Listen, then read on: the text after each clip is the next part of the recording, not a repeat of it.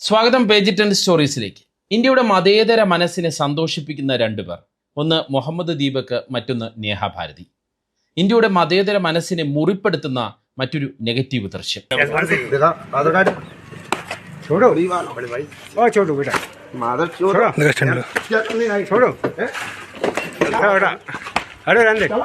ക്രിസ്മസിന് കരോൾ സംഘത്തിന് നേരെ, ഇപ്പോൾ റംസാൻ കാലത്ത് മുസ്ലിം വിഭാഗത്തിനെതിരെ ഉത്തരേന്ത്യയിലെ സംഘപരിവാർ ശക്തികൾ പത്തി വിടർത്തുന്ന കാഴ്ചയാണ് ദൃശ്യങ്ങളിൽ നിങ്ങൾ കണ്ടത്. ഈ 3 ദൃശ്യങ്ങളിലൂടെയാണ് ഈ വീഡിയോ സഞ്ചരിക്കുന്നത്. ആദ്യം പോസിറ്റീവ് വാർത്തകളിലേക്ക് പോകാം. കഴിഞ്ഞ 4 വർഷത്തിലേറെയായി റംസാൻ കാലത്ത് ഡൽഹിയിലെ ചരിത്രപ്രസിദ്ധമായ ജമാ മസ്ജിദിൽ 100 കണക്കിന് പേർക്ക് നോമ്പുതുറ വിഭവങ്ങളുമായി എത്തുന്ന നേഹ ഭാരതിയാണ് ദൃശ്യങ്ങളിലുള്ളത്. നെറ്റിയിൽ വലിയ സിന്ദൂരക്കുറി തൊട്ട് ജാമാ മസ്ജിദിൻ്റെ പടവുകളിൽ ഇഫ്താർ വിഭവങ്ങൾ വിളമ്പുന്ന ഇവരുടെ ദൃശ്യങ്ങൾ ഓരോ വർഷവും സോഷ്യൽ മീഡിയയിൽ വൈറലാകാറുണ്ട്. മതം മനുഷ്യരെ ഭിന്നിപ്പിക്കാനല്ല, സ്നേഹിപ്പിക്കാനാണ് എന്നുള്ള സന്ദേശമാണ് ഈ പ്രവൃത്തിയിലൂടെ നേഹ പങ്കുവയ്ക്കുന്നത്. അതിലൂടെ ശരിയായ ഇന്ത്യ എന്ന സന്ദേശവുമാണ് അവർ ലോകത്തിന് മുന്നിലേക്ക് വയ്ക്കുന്നത്. മറ്റൊരു വളരെ പോസിറ്റീവായ വാർത്തയിലേക്ക് പോകാം. അത് മുഹമ്മദ് ദീപക് എന്ന പേരിൽ മതേതര മനസ്സുകൾക്ക് വലിയ ആശ്വാസമായി മാറിയ ഉത്തരാഖണ്ഡിലെ കോഡ്വാറിലെ ദീപക് കുമാറിനെ കുറിച്ചുള്ള വാർത്തയാണ്. മുഹമ്മദ് ദീപക്കും സുഹൃത്ത് വിജയ് റാവത്തും ചേർന്ന് ഒരു ഇന്ത്യ യാത്രയ്ക്ക് ഒരുങ്ങുകയാണ്. जय सिया राम साथियों, अस्सलाम वालेकुम, सत श्री अकाल, केम छो। आप लोगों का प्यार और आप लोगों का साथ हमें बहुत अच्छे से मिल रहा है और इसी चीज को लेकर हम एक हिंदुस्तान में यात्रा निकाल रहे हैं जिसका नाम है इंसानियत जोड़ो यात्रा। तो हम चाहते हैं कि आप अपनी राय हमें बताइए और कमेंट बॉक्स में आप हमें अपनी राय बताइए कि हमें यात्रा निकालनी चाहिए कि नहीं निकालनी चाहिए। ഇൻസാനിയത്ത് ജോഡോ യാത്ര, അതായത് മനുഷ്യത്വത്തെ പ്രചരിപ്പിക്കാനുള്ള യാത്ര. ഇന്ത്യൻ മനസ്സുകളിൽ നിന്ന് വെറുപ്പും വിദ്വേഷവും അകറ്റാൻ മാനുഷികതയുടെയും ഒത്തൊരുമയുടെയും സന്ദേശവുമായി യാത്ര നടത്താനാണ് ദീപക്കും സുഹൃത്തും ഉദ്ദേശിക്കുന്നത്. ഈ യാത്രയെക്കുറിച്ച് നിങ്ങളുടെ അഭിപ്രായം കുറിക്കൂ എന്നാവശ്യപ്പെട്ട് ദീപക് കുമാർ ഇൻസ്റ്റയിൽ വീഡിയോ പങ്കിട്ടപ്പോൾ അല്ലെങ്കിൽ ഇട്ടപ്പോൾ വലിയ പ്രതികരണമാണ് അദ്ദേഹത്തിന് കിട്ടുന്നത്.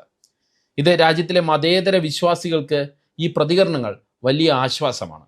യാത്ര നടത്തൂ, ഞങ്ങൾ കൂടെയുണ്ട് എന്നാണ് ഭാഷ, ദേശ, മതഭേദമെന്നേ ആയിരക്കണക്കിന് ഇന്ത്യക്കാർ ദീപകിൻ്റെ വീഡിയോയ്ക്ക് താഴെ വന്ന് പ്രതികരിക്കുന്നത്. ഇന്ത്യൻ പൊതുസമൂഹത്തിൻ്റെ ഒരു പരിച്ഛേദമാണ് ആ കമൻറ്റുകളിൽ നമുക്ക് കാണാൻ കഴിയുന്നത്. രാജ്യത്തിൻ്റെ നാനായിടത്ത് നിന്നുള്ള മതേതര മനസ്സുള്ള മനുഷ്യരെ ദീപകിൻ്റെ പോസ്റ്റുകളുടെ താഴെ കാണാം.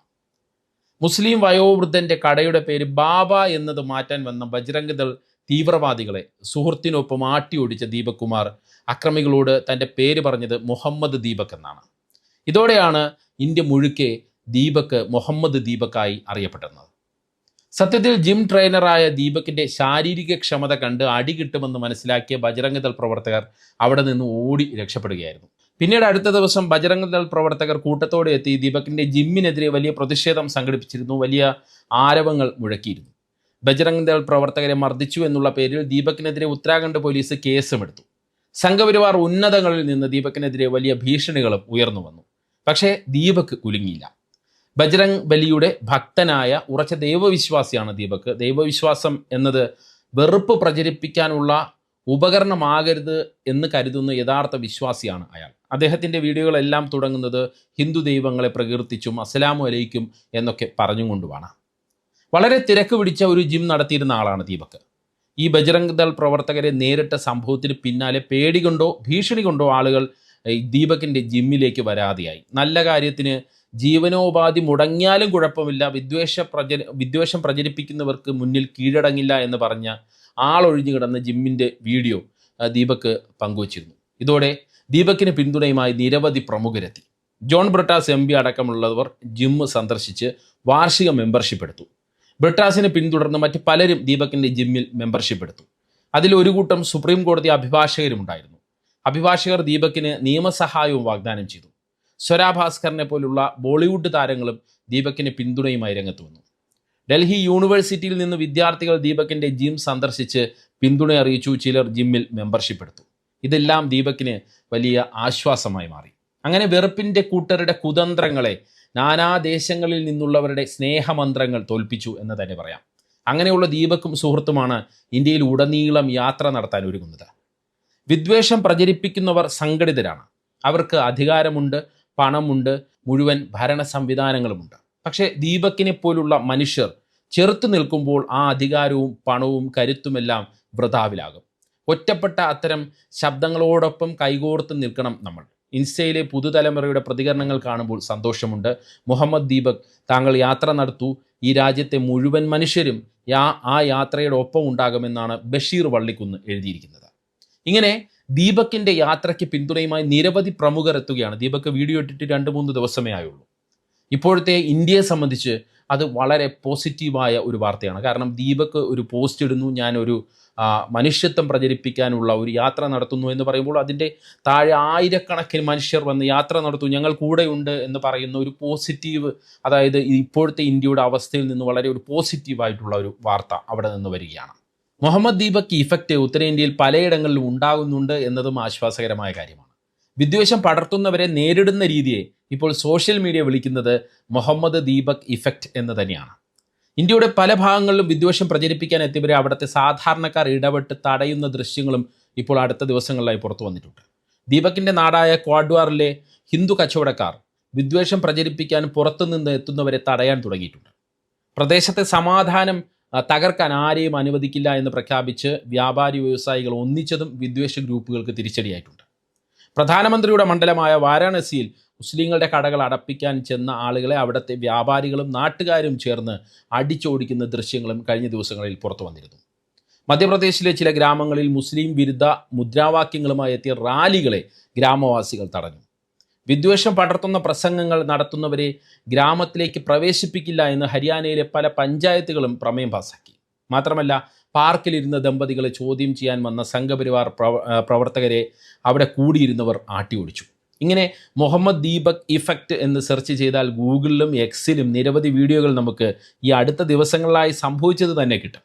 ഇതെല്ലാം ദീപക് കുമാർ നടത്തിയ ധീരമായ പ്രവർത്തനത്തിന് അല്ലെങ്കിൽ ചെറുത്തുനിൽപ്പിന് പിന്നാലെ ഉണ്ടായ ചെറുതും എന്നാൽ ശ്രദ്ധേയമായതുമായ മതേതര മുന്നേറ്റങ്ങളാണ്.